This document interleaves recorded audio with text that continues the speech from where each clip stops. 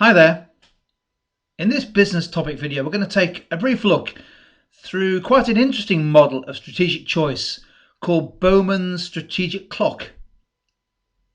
Just taking a step back and thinking about what it is in strategy that enables a business to achieve a sustainable competitive advantage over the competition.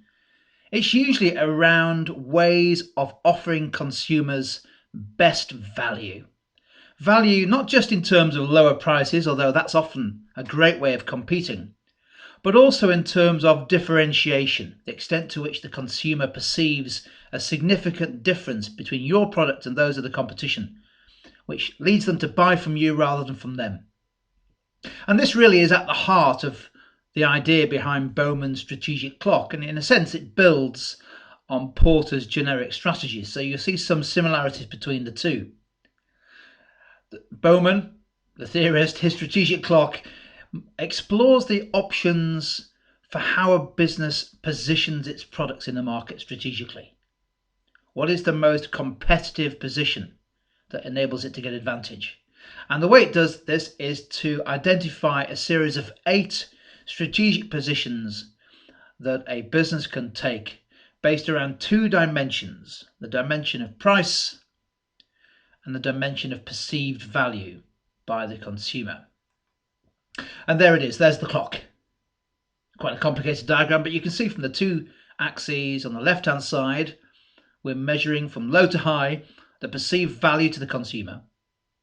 And on the x-axis or the lower axis, again measuring from low to high the price that's offered relative to the competition.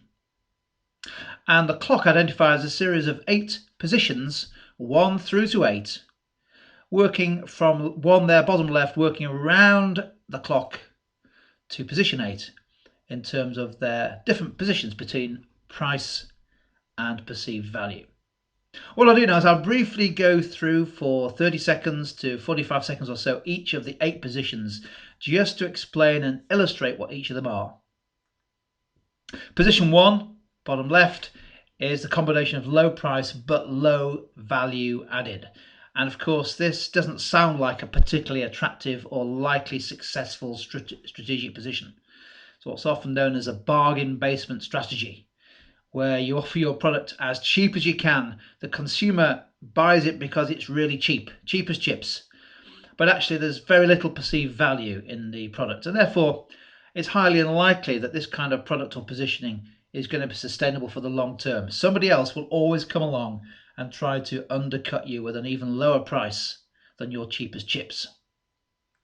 Moving around clockwise, position 2, slightly different here. There is some added value or more perceived value, but you're still trying to compete on low price.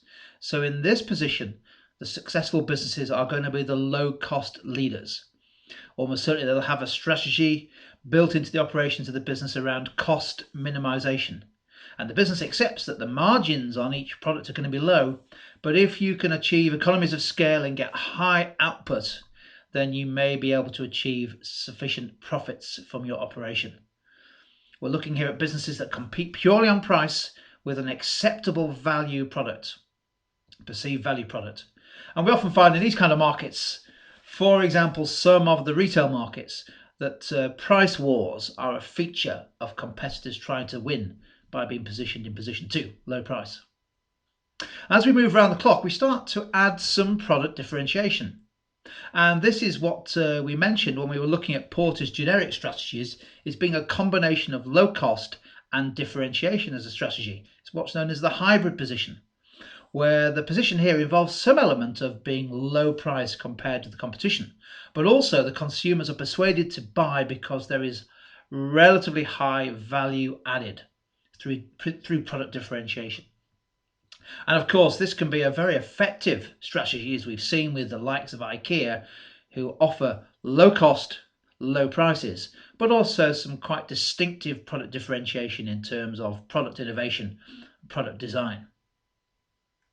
As we move around then, we start to move away from low price and we get more towards a strategy you'll remember from Porter called differentiation.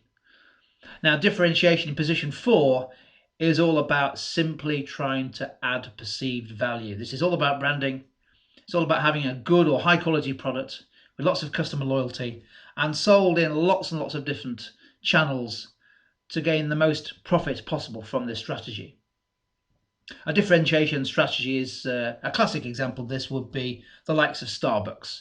By no means the lowest price or the lowest cost coffee, but by adding lots of value in terms of the brand, customer loyalty, and the store environment, the perceived value added is very high.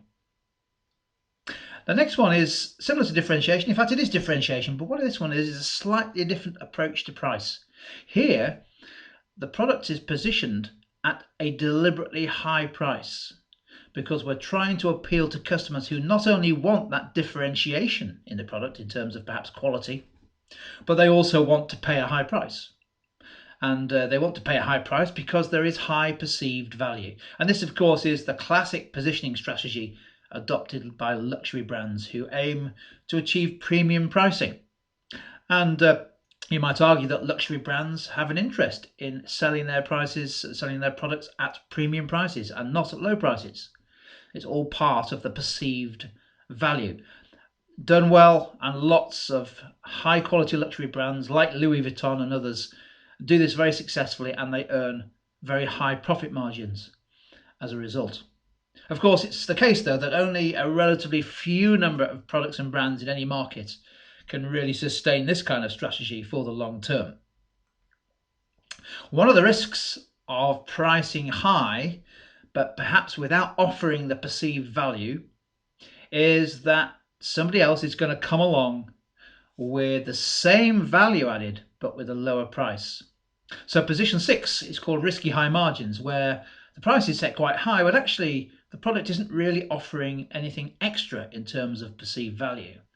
So at this point, this positioning, the danger is that customers go find something just as good at a lower price. Perhaps an example of that might be some of the leisure club or gym clubs who have over the years found it difficult to hang on to their subscribers and their members because of high price contracts that didn't offer an awful lot more than was available for much lower cost gyms or more flexible gym memberships.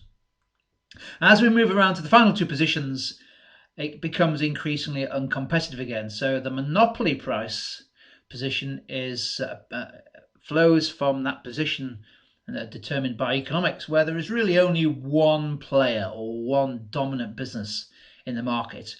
And economic students amongst you will know that essentially the monopolist can choose what price to sell at, and they don't necessarily have the highest incentive to add value or perceived value to the product or service. You might argue as to whether the Royal Mail or other monopolists like the Royal Mail are adopting this position. The good news is for consumers, of course, is that monopolies like this are usually fairly tightly regulated to prevent the monopolist from setting high prices and also to focus them on delivering more added value. And the last position of the strategic clock is the one to be really on the lookout for. This is a recipe for disaster. It's called the loss of market share position.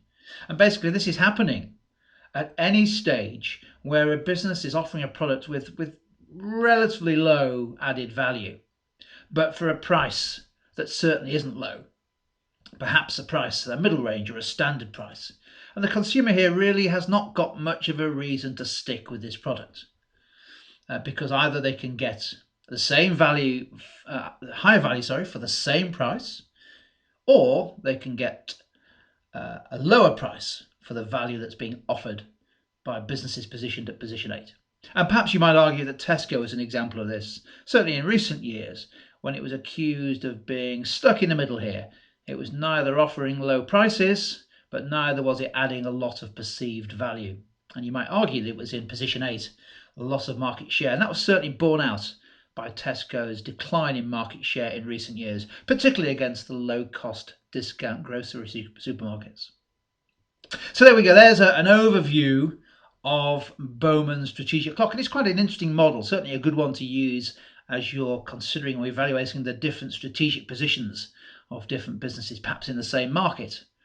Key thing to remember in terms of evaluation is that positions 6, 7 and 8 are basically uncompetitive. They're unsustainable because these are the ones where the price on the bottom axis is too high compared with the perceived value. And the consumer always has a better option or better position to go to.